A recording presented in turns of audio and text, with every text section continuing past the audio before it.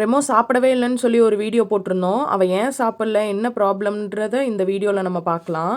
நாங்க ஃபர்ஸ்ட் ஒரு ஹாஸ்பிட்டல் கூட்டிட்டு போயிருந்தோம். அங்க வந்து லிவர் அடி வாங்கியிருக்கு அப்படின்னு லிவர் டானிக் தான் குடுத்தாங்க. இத குடுங்க, அது சாப்பிடும். 15 டேஸ் கழிச்சு வாங்கன்னு சொன்னாங்க.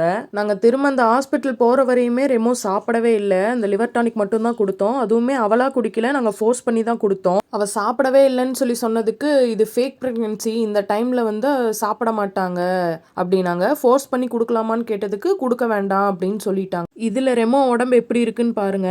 இந்த இதுல பாருங்க எப்படி இருக்கான்ட்டு. ரொம்ப இளைச்சிட்டா, எலும்பெல்லாம் தெரிய ஆரம்பிச்சிருச்சு. அதுக்கப்புறம் தான் நாங்க வீரப்பன் சத்திரத்துல இருக்க மேக்ஸ் பெட் கிளினிக் எடுத்துட்டு போயிட்டோம். வெயிட் பார்த்தோம். 6.25 கிலோ இருந்தவ 3.5 கிலோ ஆயிட்டா. தெளிவான எக்ஸ்பிளனேஷன் கொடுத்தாங்க. அப்புறம் இந்த ரெமோக்கு யூரின் போற இடத்துல இருந்து ஒயிட் டிஸ்சார்ஜ் மாதிரி வருதுன்னு சொன்னேன்.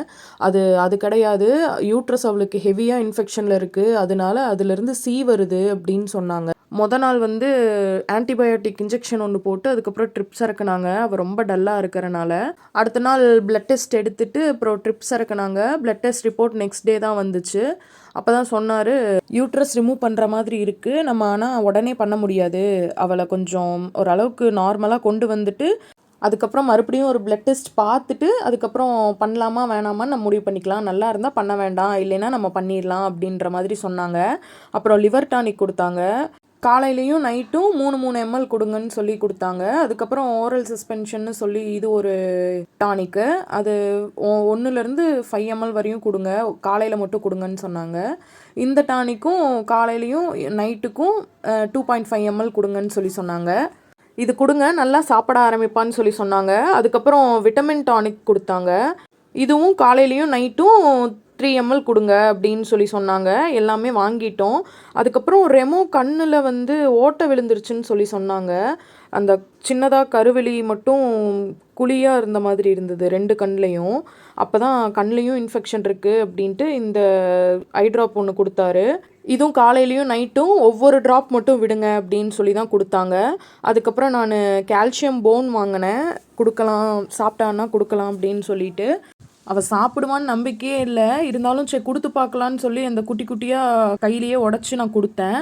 அதுக்கப்புறம் சாப்பிட்டா. ஆனால் பழைய மாதிரி ஒரு ஸ்பீடாக சாப்பிட்றதில்ல, ரொம்ப ஸ்லோவாக அதை பொறுமையாக மென்று தான் சாப்பிட்டா. அவள் எப்படி சாப்பிட்டா என்ன, ஸ்பீடாக சாப்பிட்டா என்ன, ஸ்லோவாக சாப்பிட்டா என்ன, அவள் சாப்பிட்டா போதும் அப்படின்ற மாதிரி தான் இருந்தது. ஆர்யா பெட்டில் ஏறி உட்காந்து ரெமோ வேடிக்கை பார்த்துட்டு இருந்துச்சு. இந்த கால்சியம் போனு ஃபஸ்ட்டெல்லாம் ஒயிட் கலரில் தான் வந்துட்டு இருந்துச்சு. அப்போ இன்னும் கொஞ்சம் சாஃப்டாகவே இருந்தது, ஈஸியாக உடச்சிடலாம். ஆனால் இப்போ ஒரு மாதிரி பிஸ்கெட் கலரில் இருக்குது, கொஞ்சம் லப்பர் மாதிரி ஃபீல் ஆகுது, ஹெவியாக இருக்குது. அவள் ரொம்ப மெல்ல முடியாமல் தான் மென்னா.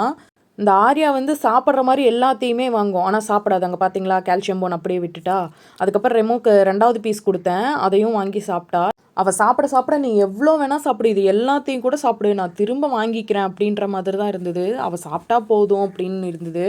அதுக்கப்புறம் சிக்கன் கொடுக்க சொன்னாங்க, லிவர் வாங்கி அதை மேஷ் பண்ணி கொடுக்க சொன்னாங்க.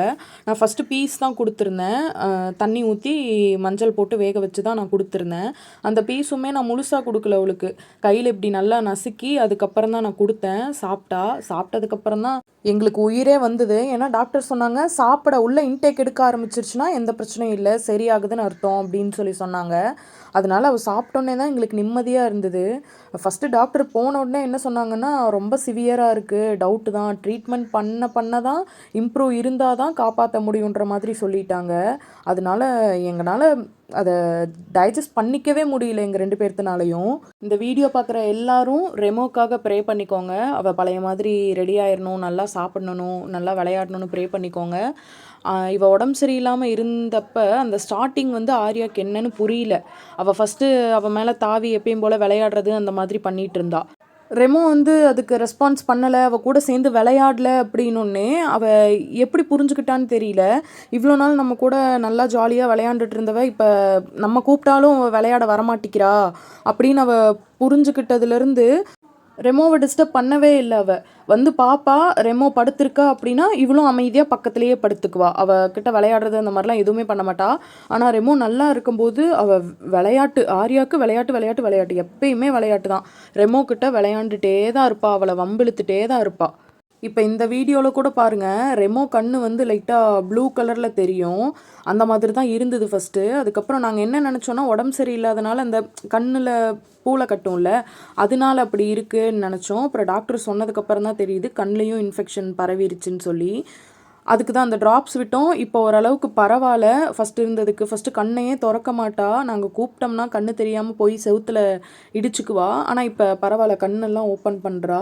எங்களுக்கு என்ன ஒரு வருத்தம்னா, நாங்கள் அந்த ஃபஸ்ட்டு போன ஹாஸ்பிட்டலில் நாங்களே கேட்குறோம் ஓப்பனா, இந்த மாதிரி பிரச்சனை வந்துச்சுன்னா சர்ஜரி பண்ணணுங்களா சொல்லுங்கள், அது கூட பண்ணிக்கலாம் அப்படின்னு சொல்லி நாங்கள் கேட்குறோம்.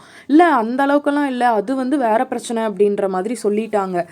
இவங்க ஃபஸ்ட்டே ஓப்பனாக என்ன ஏதுன்னு சொல்லியிருந்தாங்கன்னா இந்த அளவுக்கு ரெமோ வந்திருக்க மாட்டாளோ அப்படின்னு எங்களுக்கு தோணுது. கேட்டப்பயே உண்மையை சொல்லியிருந்துருந்துருக்கலாம். அது ஒன்று தான் எங்களுக்கு வருத்தம். எல்லாருக்கும் அவங்க குழந்தைங்க எவ்வளோ முக்கியமோ அந்த அளவுக்கு எங்களுக்கு ரெமோ முக்கியம். ஏன்னா ரெமோ தான் எங்களுக்கு எல்லாமே. எங்களுக்கு ரெமோ தான். அதனால நான் அடிக்கடி என் ஹஸ்பண்ட்ட சொல்லுவேன், குழந்த பிறந்தாலுமே குழந்த எனக்கு ரெமோ தான் என்றைக்குமே அப்படின்னு சொல்லி நான் சொல்லுவேன்.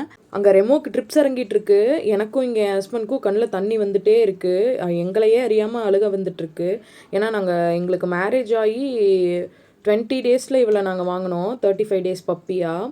ஏன்னா அந்த 20 டேஸ் மட்டும்தான் நாங்கள் தனியாக இருந்தோம். அதுக்கப்புறம் எங்களுக்கு ஒரு குழந்த பிறந்தா எப்படி அது கூடயே இருக்கும், அந்த மாதிரி அந்த 20 டேஸ்க்கு அப்புறம் எங்கள் கூடயே தான் இருக்கா. இப்போ வரையும் எங்கள் கூட தான் இருக்கா. இனிமேலும் அவள் உடம்பு சரியாகி அவள் எங்கள் கூடயே இருப்பான்னு நான் நம்புகிறேன். நீங்கள் எல்லாரும் மறக்காமல் ரெமோக்காக ப்ரே பண்ணிக்கோங்க.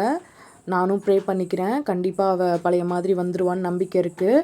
நீங்கள் யாராச்சும் இந்த மாதிரி உங்கள் பப்பிக்கு ஃபேஸ் பண்ணியிருந்தீங்கன்னா மறக்காமல் கமெண்ட் பண்ணுங்கள். இப்போ தான் நம்ம சேனலை புதுசாக பார்க்குறீங்கன்னா சப்ஸ்கிரைப் பண்ணிக்கோங்க.